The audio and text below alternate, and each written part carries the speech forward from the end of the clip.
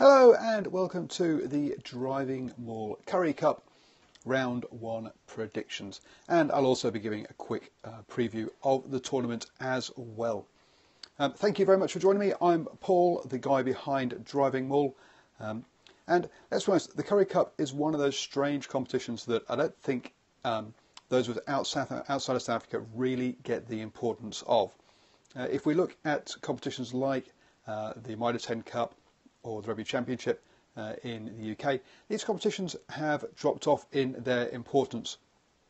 So the who's going to? I mean, cheapy. I'm not sure. Hi, even odds nerves. Someone's asking what's going to be who's going to be the first one to be cheapy in the Currie Cup. I'm not sure what that means, but there you go. Those who are watching you live on Periscope, thank you for joining me. Please do feel free to put comments. I'm always up for rugby chat, either in Twitter or in YouTube as well, so please do put your comments in there. So the Currie Cup is here, and I think, as I say, for those of us outside of South Africa, we don't really get how big the Currie Cup is in South Africa. When I had an interview with the Lions about how they came back from the edge of going bust or disappearing when they got relegated from Super Rugby, they put a lot of emphasis into the Currie Cup and starting there and then building into Super Rugby. It is still a big deal for South Africa and the provinces over there. It is, and whilst there are other competitions going on at the same time, for example, it's starting before Super Rugby finishes and will obviously go through the Rugby Championship. That doesn't mean it's not taken very seriously over there. Sure, not many of the Springboks will play as much, but it's still a very big deal over there. This year they revert to 7 teams. Last year there was 8, and luckily this year, that means they've managed to also revert to playing each other home and away, which is why the season starts early. And it's also why and what they've done is they've got away with midweek games, so it's just weekend games, but that means they've had to start now whilst the Super Rugby playoffs are still happening. And that's clearly going to hinder teams like the Sharks and the Lions who are in the playoffs. So we'll see how that impacts their start to this season. I think that's pretty much. The other good thing about this is we're not. Last season, obviously, there were some games that were postponed, as was talk of the Kings getting kicked out. And what it's great to see is that this year there's none of that issues going on. And whilst we quite often talk about political issues in South Africa and how they perhaps are not as functional as they should be, this season they really seem to have got their act together. Doesn't seem to be the same kind of noises coming out of South Africa, and the way they've handled the Super Rugby reduction has been very good. So it does look like on the administration side of things, things are looking up. Are they perfect? No, there's still a long way to go, but it doesn't seem to be the mess that we've seen in previous years. So let's get on with the actual competition. So who's in it? We have basically 5 of the Super Rugby sides have teams. So you've got the Free State Cheetahs, the Sharks, Blue Bulls, Golden Lions, and also Western Province, who obviously roll up into the Stormers.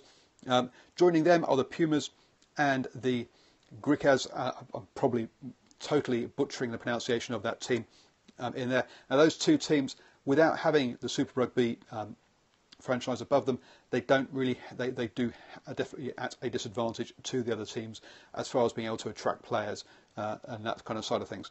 So those two teams you would expect to struggle amid the two that are looking at relegation down into the next level of the Currie Cup. So I say the Kings have got the team that got relegated, or Eastern Province, and that's why we have those 5 those teams.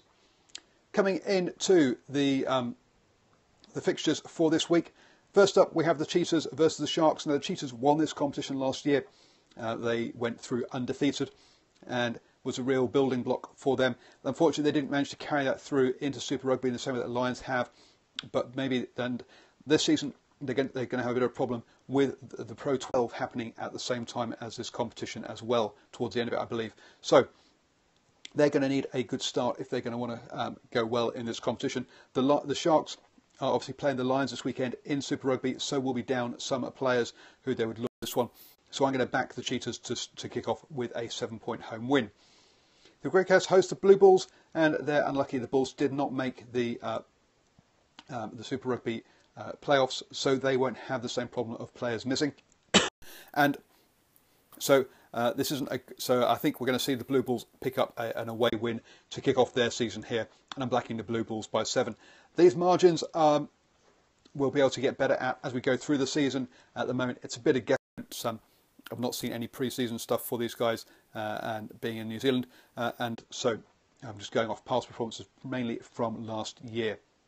The final game is Pumas versus the Lions. Now, the Lions are clearly in the playoffs this weekend, so they're going to be missing players. So I think this is a great opportunity for the Pumas to get an early scalp as the underdogs. So I'm going to actually back the Pumas here by 3. They say that's probably going to be against, in this one, the Lions came second in this competition last year, losing out to the Cheetahs at the very end there. So this is a that's probably going against the grain on that one. So there's my thoughts on the Currie Cup. Do let me know as well down below in the comments. And don't forget you can sign up for the DrivingMaul weekly newsletter up above on Twitter, down below on YouTube. Please give the old likes and thumbs up and share it with all your friends.